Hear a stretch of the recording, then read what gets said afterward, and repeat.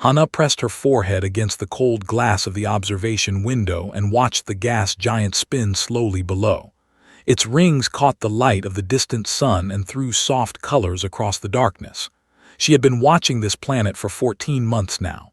She knew every storm, every shift in the clouds, every change in the colors. It was beautiful. It was also very, very lonely. Station 7 hung in orbit like a metal seed floating in an endless black ocean. Hana was the only human on board. There were 47 crew members and they were polite to her. They respected her work, but they did not understand her and she did not fully understand them. There were hunters. That was the first thing anyone learned about them. They came from a world where everything was prey or predator, and they had climbed to the top of that ladder with claws and teeth and pack loyalty. They stood more than 2 meters tall, covered in dark scales that shifted between black and deep green. They had 4 eyes that could see in almost complete darkness. Their claws could cut through metal when they wanted them to. Hana was small, she was soft. She had no claws, no fangs, no scales. By every measure they used, she should have been prey. But humans were strange. That was the second thing everyone learned about them. They did not act like prey. They did not run. They did not hide. They looked at predators with curious eyes and asked questions. This confused them greatly. Hana had earned a careful respect from the crew. She worked hard. She did not complain about the cold temperatures they preferred. She learned their language and their customs. She ate their food without making faces, even when it was raw meat that still had blood on it. She was, they decided, acceptable for a soft creature. But she was tired, so very tired. The research had been intense lately. The gas giant below had life in its clouds, tiny floating creatures that drifted on the winds and fed on chemicals in the atmosphere. Hana had spent the last 36 hours studying samples, writing reports, and attending meetings with the science team. Her eyes burned. Her body ached. She needed sleep more than she needed anything else in the universe. She found her favorite spot on the observation deck. It was a padded bench in a quiet corner away from the main walkways. She had slept here many times before. They did not use this area much. They preferred the darker sections of the station. Hana liked the light from the planet below. It reminded her of moonlight on Earth. She pulled out her thermal blanket from her bag. The station was always cold for her. They ran at lower body temperatures than humans, so they kept the air cool. Hana had learned to carry warmth with her.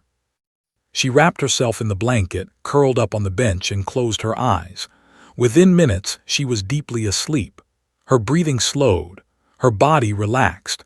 She looked small and peaceful under the soft light of the gas giant's rings.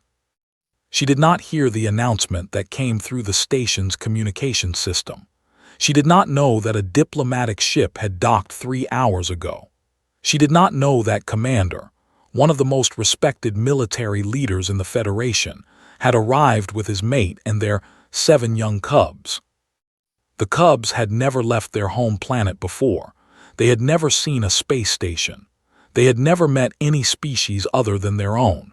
Everything was new to them, and everything was exciting. And tried to keep them contained in their guest quarters. They set up entertainment systems. They brought familiar toys and blankets.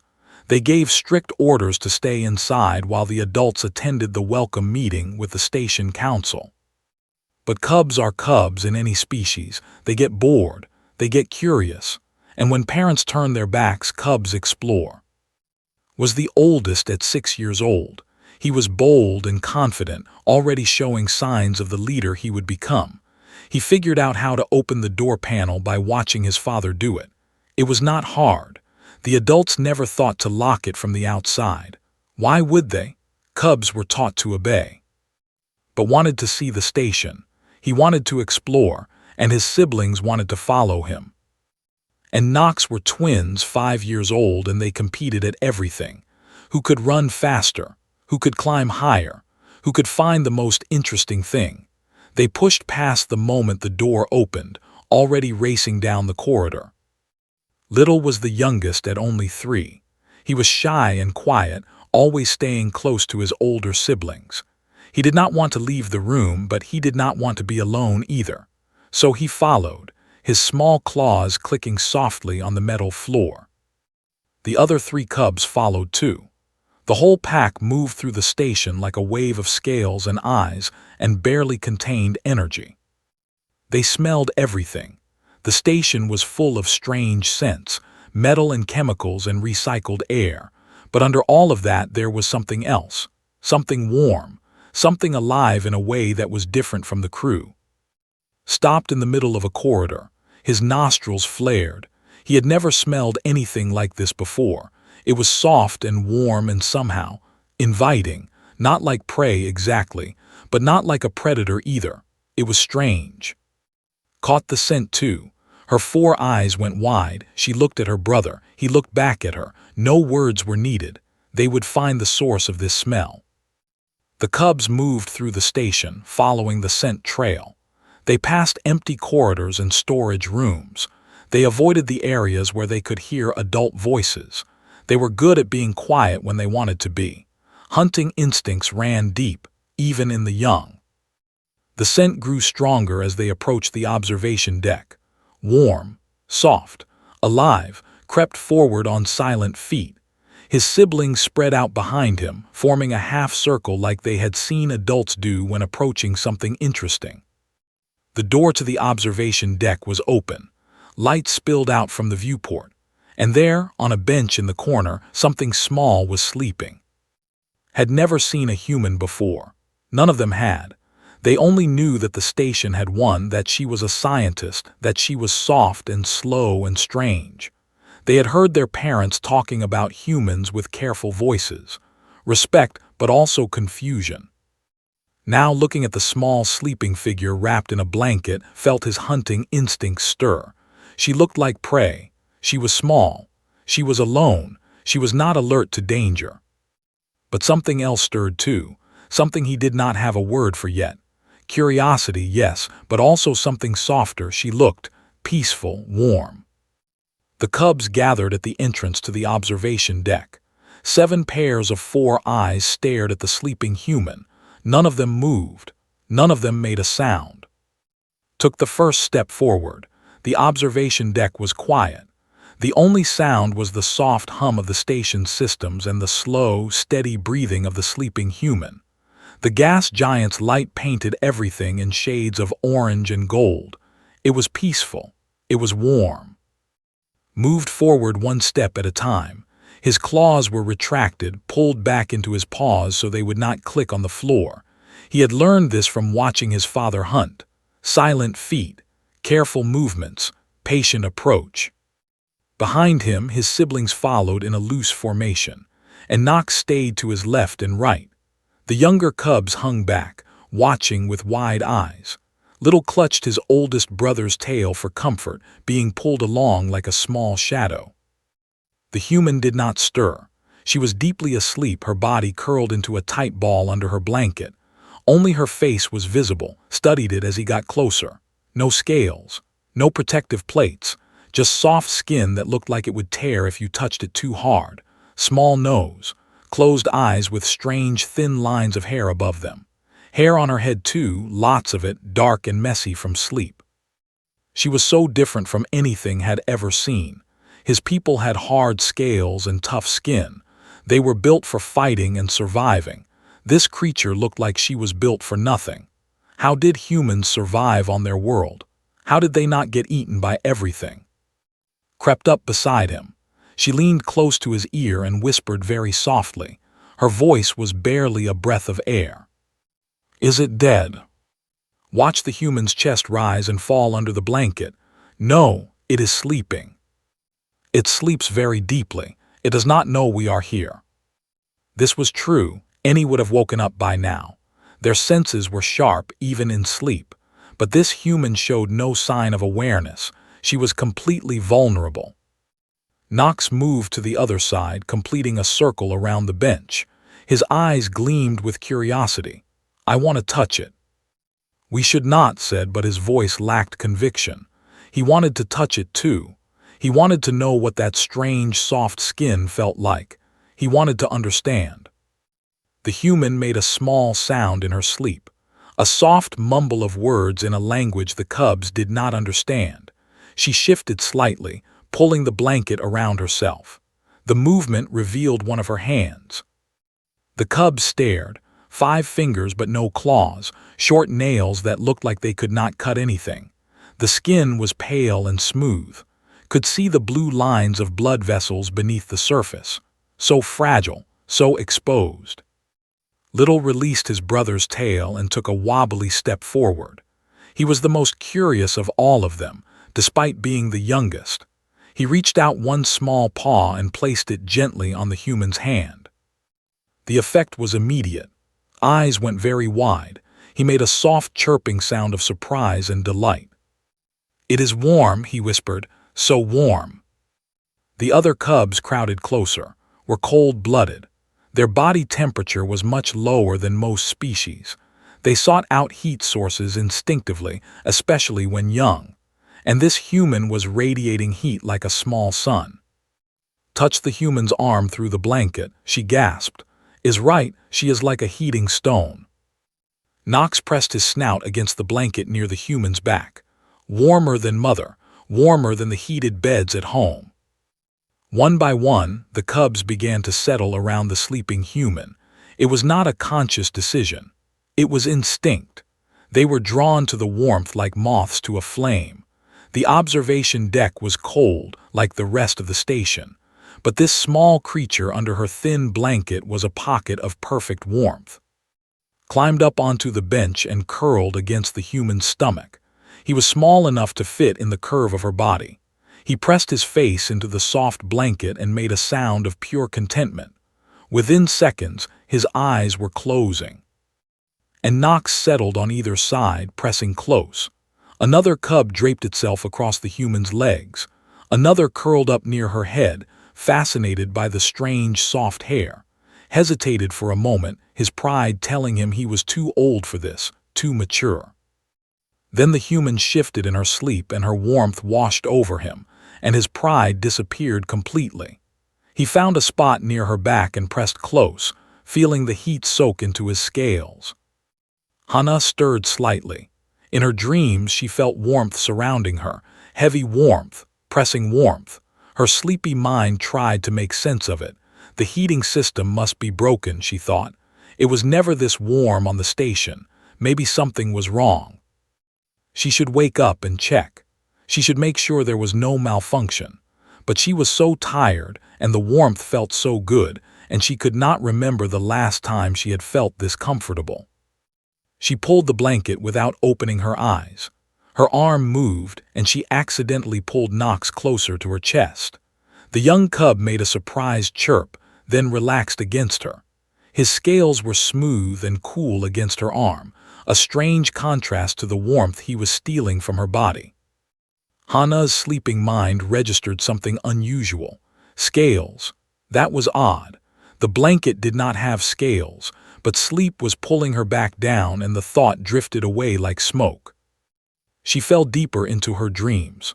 Around her, 7 cubs settled into the most comfortable positions they could find, had claimed her lap and was not moving for anything, had her snout tucked under the human's chin, had his back pressed against hers, sharing body heat through the thin blanket. Time passed. The gas giant continued its slow rotation below. The light through the viewport shifted from gold to purple as the station moved through its orbit. The observation deck remained quiet and peaceful. In the corridors outside, the station continued its normal operations. Crew members went about their duties. The council meeting in the main hall discussed trade agreements and research permits. No one thought to check on the 7 cubs in the guest quarters. No one knew they had escaped. And in the corner of the observation deck, a human slept buried under a pile of predator children, and none of them cared that this was strange. None of them cared that this should not be happening. They only knew that they were warm and safe and comfortable. Opened one eye and looked at the human's sleeping face. She was so strange, so soft and weak and different, but she was also warm and still and patient, even in sleep. She had not woken up screaming when they touched her. She had not attacked them. She had simply accepted their presence like it was the most natural thing in the world. Maybe thought humans were not prey after all. Maybe they were something else, something new, something that his people did not have a word for yet. He closed his eye and let the warmth carry him into sleep. Around him, his siblings slept too. And in the center of them all, Hannah dreamed of her family back on Earth, of her little nieces who climbed on her just like this, and she smiled in her sleep without knowing why. The council meeting ended after 2 hours of careful discussion. Commander had negotiated well. The research station would share their data on the gas giant's life forms. In return, the Federation would provide additional funding and equipment. It was a good agreement. Everyone was satisfied. Walked back toward the guest quarters with his mate beside him. His mind was still on the meeting, on the details he needed to remember, on the reports he would have to write when they returned home. He was not worried about his cubs. They were safe in their room. They had their toys and their entertainment screens. What trouble could they possibly find? Opened the door to their quarters and stepped inside. She stopped, nearly walked into her back. "What is wrong?" he asked. Did not answer. She did not need to. Looked past her into the room and felt his blood turn to ice. The room was empty. Toys were scattered on the floor. The entertainment screen was still playing a children's program to an audience of no one. The beds were unmade but unoccupied. 7 cubs had disappeared. "No," whispered. Her voice was tight with fear. "No, no, no." Pushed past her and checked every corner of the room. He looked under beds and behind furniture. He checked the washing area and the small storage spaces. Nothing. His children were gone. "The door," said, "knows how to open doors. I told you we should have locked it from outside." Did not argue. She was right. He had not thought it necessary. Cubs were taught to obey their parents. They were taught to stay where they were told to stay. But his children were curious, more curious than most, and he had underestimated them. "We need to find them," he said, "now before something happens." They ran into the corridor. His mind was racing with terrible possibilities. The station had many dangers for young cubs: sharp equipment in the research labs, airlocks that could be opened by accident, power systems that could burn or electrocute, and there were 47 crew members who might react badly to cubs running around unsupervised. But the worst fear, the one did not want to think about, was the human. He had nothing against the human scientist personally. He had heard she was quiet and respectful, but she was still human, and humans were unpredictable. They were soft creatures, yes, but they had conquered their world and spread across the galaxy despite having no claws, no fangs, no natural weapons at all. There was something dangerous about a species that succeeded without being dangerous. If his cubs had found the human, if they had frightened her, if they had accidentally hurt her, the diplomatic consequences would be severe. Humans protected their own fiercely. An attack on one human was treated as an attack on all humans. Wars had started over less. Or worse, if the human had hurt his cubs. Shook his head. He could not think about that. He needed to focus on finding them. He found the station chief in the main corridor. Was an older with gray creeping into his scales and wisdom in his 4 eyes. He had run this station for 20 years and knew every corridor, every room, every hiding place. "My cubs are missing," said without greeting. "They left our quarters while we were in the meeting." His eyes widened. "How long ago?" "We do not know. We just discovered they were gone." "I will alert the crew. We will search every section." Was already reaching for his communication device.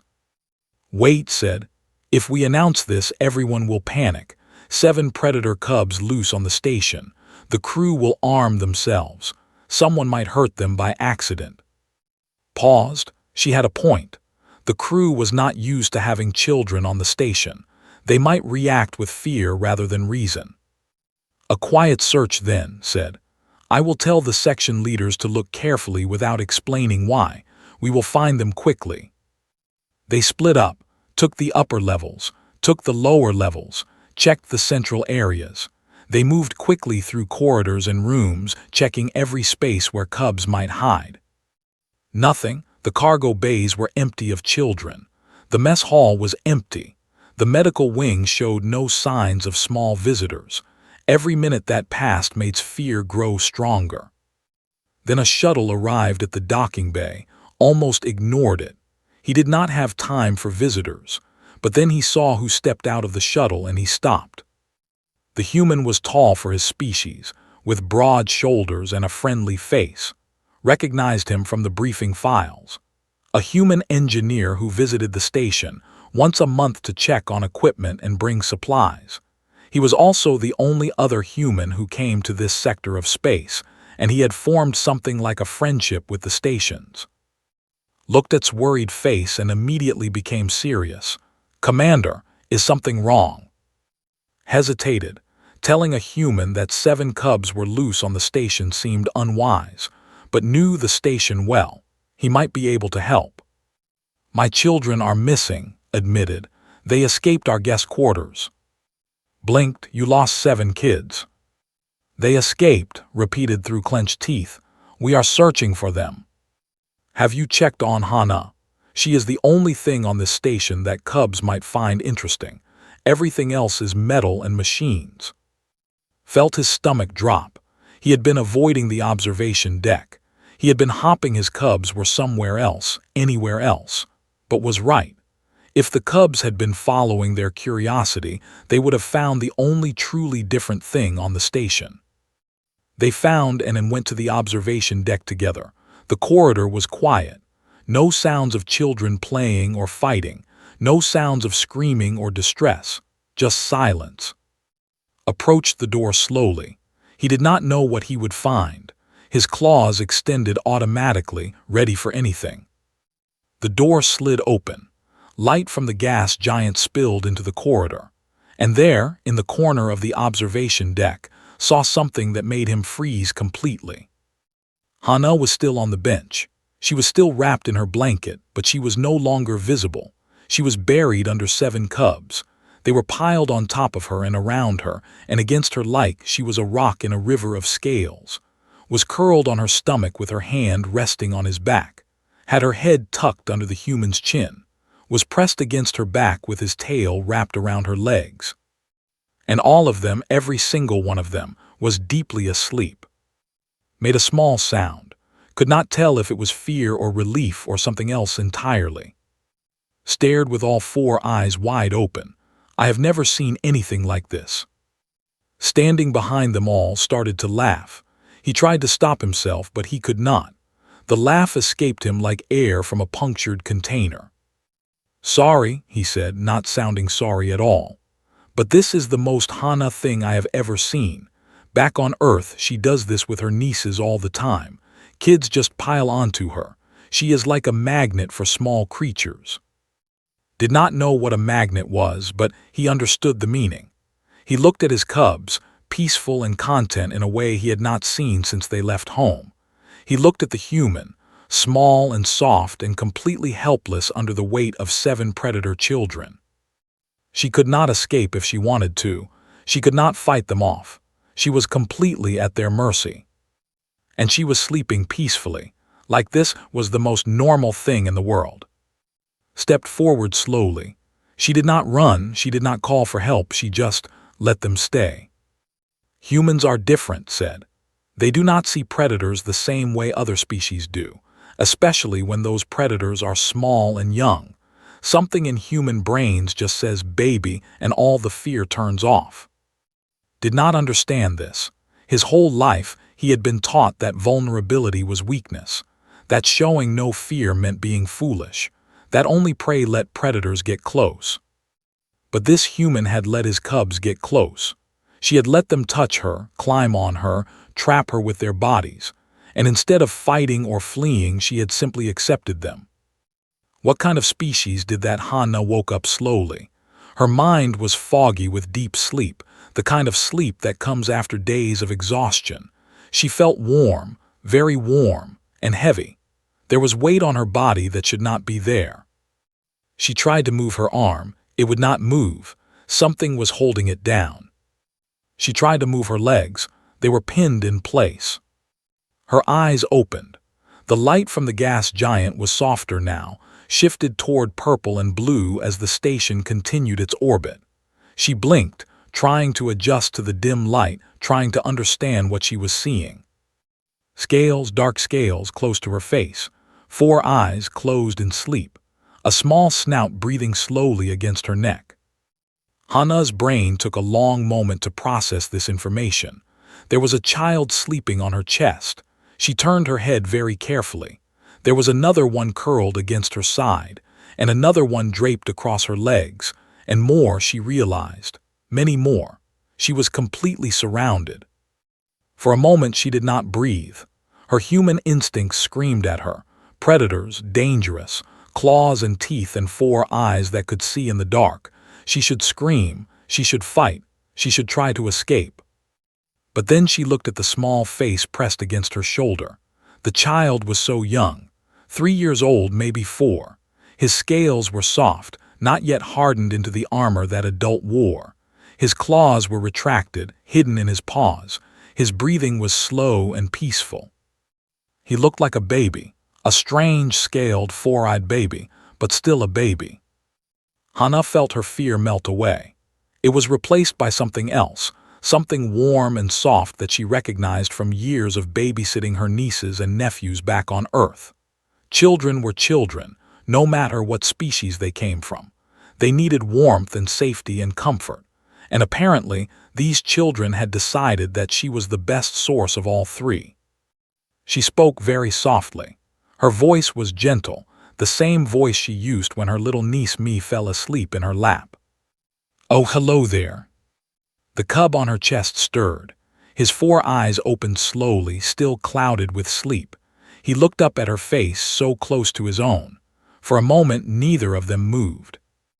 Hana smiled at him. "You are very warm," she said quietly, "and very heavy." The cub stared at her. He seemed confused.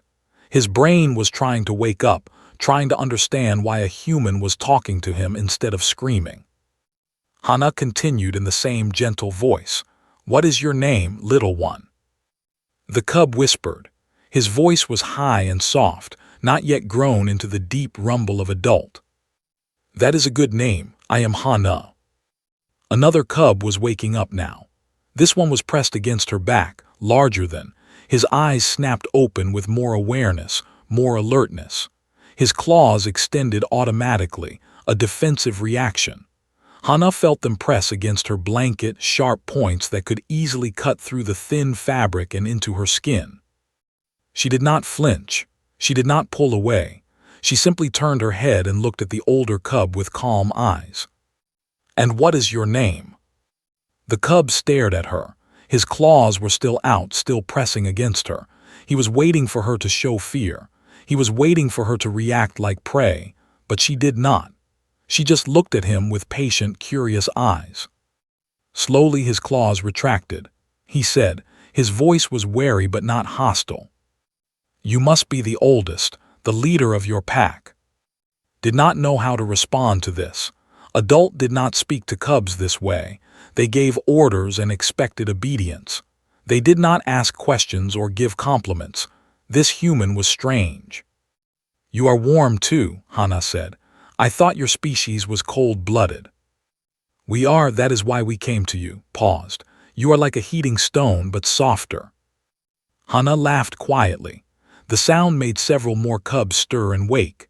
Soon, all 7 of them were looking at her with curious 4-eyed stares. "I am not a heating stone," she said. I study living things on other worlds." "You study us?" one of the twins asked. Hana would later learn. "I study the creatures in the clouds below, but I would love to study you too if you would let me. You are very interesting." "We are predators," Nox said proudly. "We are dangerous." Hana looked at the small cub with his puffed-up chest and his attempt at a fierce expression. He was trying so hard to be scary. It was adorable. "Yes," she said seriously. "Very dangerous, I can see that." Nox beamed with pride. He did not notice that Hana was smiling. From the doorway, watched this exchange with growing confusion. The human had woken up surrounded by his children. She could not move, could not escape, could not defend herself. Any sensible creature would be terrified.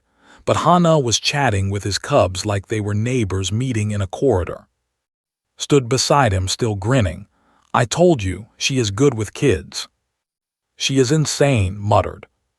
"That too, but mostly good with kids." Stepped into the observation deck.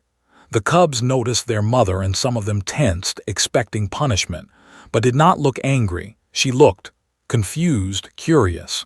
She approached the pile of children and humans slowly. "Cubs," she said, "you were supposed to stay in our quarters." "We got bored," said, "and we smelled something interesting."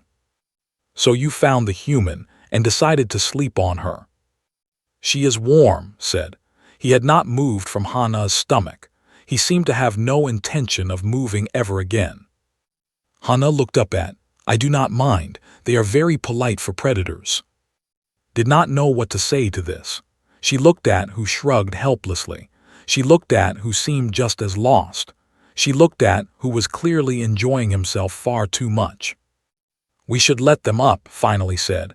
"The human needs to move." "Do I?" Hana asked. "I slept very well, better than I have in months actually, and my shift does not start for another 3 hours." "You are not afraid."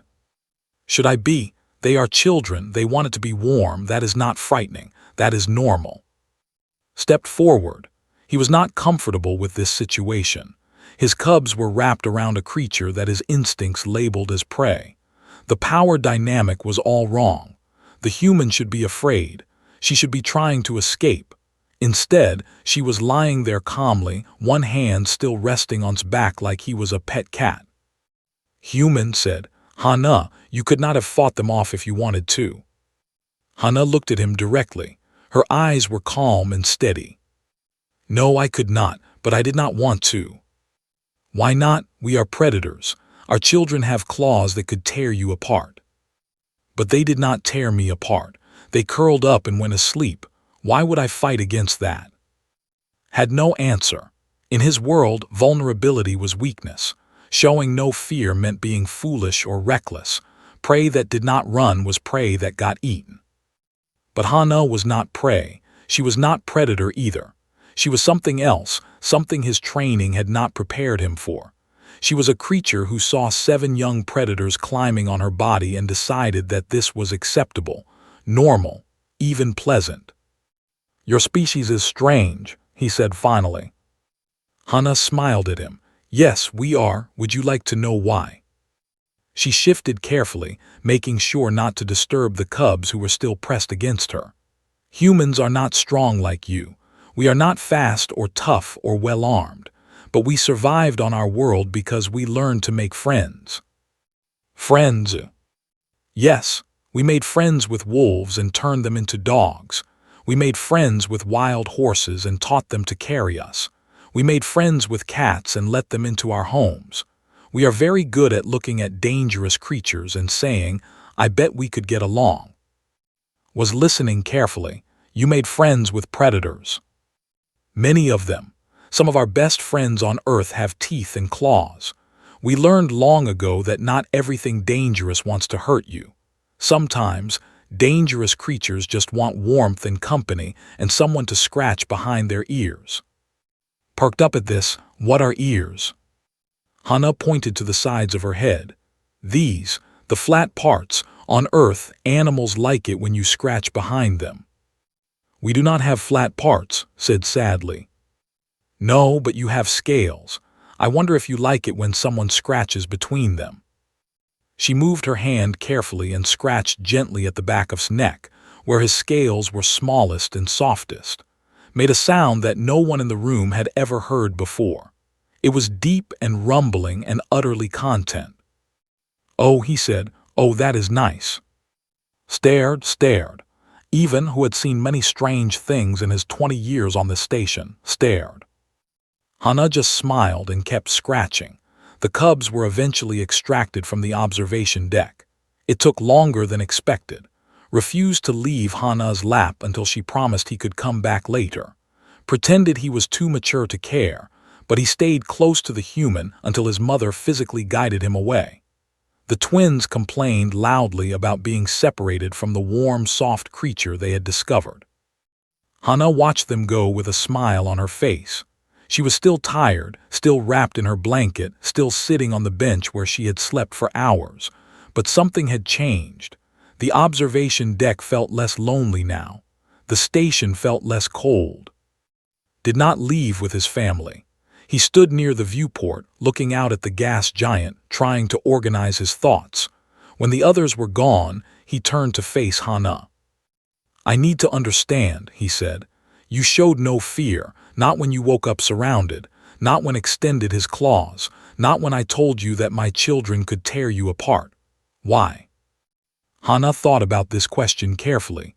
It deserved a careful answer. "Fear would have made it worse," she said finally. "If I had screamed, your cubs would have panicked. Panicked predators attack. Calm predators think. I gave them time to think. But you could not have known they would not attack." "No, but I could guess. They were sleeping on me, not hunting me. They were seeking warmth, not prey. The situation was strange, but it was not dangerous. Not really." Shook his head. "Any in your position would have fought. It is instinct. When you are surrounded by threats, you fight to survive. Humans have different instincts. When we are surrounded by young creatures, we protect them. It does not matter if they are our children or someone else's children or even children of a different species. We see something small and helpless, and our brains say, keep it safe. Even if that creature could kill you. Especially then. Because if we can make friends with dangerous things, those dangerous things will protect us in return. It is how humans survived. We are weak alone, but we are never alone. We make allies everywhere we go." Was quiet for a long time. He looked at the human sitting on her bench, small and soft and completely unprotected. She had no claws, no scales, no natural weapons of any kind. But she had walked into the galaxy and made a place for herself. She had earned the respect of 47 crew members. She had made his own children love her in the space of a single nap. Maybe, he thought, that was a different kind of strength. "My mate wishes to ask you something," he said finally. "She is too proud to ask herself, but I will ask for her." Hana waited. "The cubs have not slept well since we left home. Travel makes them anxious. Strange places, strange smells, strange sounds. They wake up at night and cry for home." Paused. "But they slept peacefully with you, more peacefully than they have in weeks." Hana understood. "You want me to sit with them again. Before we leave the station, tomorrow, if you would be willing." "I would be honored." Nodded sharply. He was not comfortable with this. It felt like admitting weakness, admitting that his family needed help from an outsider. But his cubs was more important than his pride. "Thank you," he said. The words sounded strange in his mouth. He was not used to thanking anyone. Hana smiled at him. "Thank you for trusting me with them. They are wonderful children." Did not know how to respond to this, so he simply turned and left. His thoughts were heavy and confused, but somewhere beneath the confusion, something new was growing. Something that might have been respect. Something that might have been curiosity. Something that might have been the beginning of understanding. The next evening, Hana returned to the observation deck. She brought her blanket and a bag of snacks that the children might enjoy. She had asked for advice, and he had suggested dried meat strips from the station kitchen. She sat on her usual bench and pretended to work on her research reports. She did not have to wait long. The cubs appeared one by one. They tried to be casual about it, tried to pretend they were just passing through, but their eyes kept drifting to the human on the bench, to the warm, soft creature who had not been afraid of them. Was the first to give up pretending. He walked directly to Hana and climbed into her lap without asking permission. He curled up against her stomach and made the deep rumbling sound that Hana had learned was contentment. "I missed you," he said. I missed you too, Hana replied. Are you comfortable? Yes, you are still warm. The other cubs followed, sat beside her on the bench, close but not touching, maintaining his dignity as the eldest, and Nox curled up on either side of her legs. The younger cubs found spots on the floor, leaning against her feet and the base of the bench. Hana did not read her. Instead, she pointed out the viewport at the gas giant below. Do you see those swirls in the clouds? Those are storms. Some of them are bigger than your entire home planet. The cubs stared with wide eyes. And do you see those lights moving through the upper atmosphere? Those are living creatures. They float on the winds and eat chemicals from the gas. I study them. I try to understand how they live, how they think, how they see the universe. Can we see them up close? Asked. I have pictures. Would you like to see? She showed them images on her. Massive floating creatures with bodies like clouds and tentacles like lightning. Tiny organisms that glowed with bioluminescence. Strange, beautiful, impossible life that existed in the most unlikely place. The cubs were fascinated. They asked questions. They made guesses. They argued with each other about what the creatures might eat and how they might communicate. Hana answered what she could and admitted when she did not know. From the doorway and watched. They had come to check on their children to make sure they were behaving, but they found themselves unable to leave. The human was teaching their cubs, not just about the creatures in the clouds, but about curiosity itself, about asking questions, about looking at something strange and saying, I want to understand instead of I want to destroy. She is good with them, said quietly. Yes, was not sure how he felt about this. His children were learning from a human. They were bonding with a creature from another species, another world, another way of thinking entirely. It should have felt wrong. It should have felt dangerous. But it did not. It felt right, natural, like this was how things were supposed to be. Appeared beside them. The old station chief had been watching from the corridor, staying out of sight. Humans have a saying, he said. It takes a village to raise a child. What does that mean? Asked. It means they raise their young together, all of them, even children of strangers, even children of other species. They believe that every adult has a responsibility to every child, regardless of blood or family or tribe. Looked at the human buried under her children.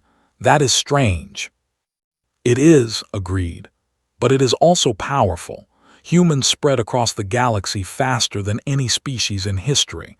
They make friends everywhere they go. They adopt everything they meet. Maybe that is why they succeeded when species with claws and fangs did not. Thought about this for a long time. The night cycle continued. The gas giant's light shifted and changed. And slowly, one by one, the cubs fell asleep. They curled against the human like she was their mother, like she had always been their family, like the differences between their species meant nothing at all. Hana looked down at the pile of sleeping children and smiled. She was tired. Her legs were numb from the weight. Her arms ached from holding up but she did not move. She did not want to disturb them. She caught his eye across the room. He nodded at her, just a small movement barely noticeable, but Hana understood. Thank you, I understand now. You are not prey, you are not predator, you are something better. Hana nodded back. Then she looked down at sleeping face, and she spoke softly, knowing the adults could hear. If anyone is getting me coffee, now would be the time. His laugh echoed down the corridor, and somewhere in the pile of sleeping cubs smiled in his dreams. The universe was vast and strange and full of creatures that did not understand each other. But sometimes, understanding did not come from words or treaties or careful negotiation. Sometimes it came from warmth, from patience, from a human who looked at 7 predator children and saw nothing but bobbies who needed a nap. That was the human way, and maybe, just maybe, it was the right way after all.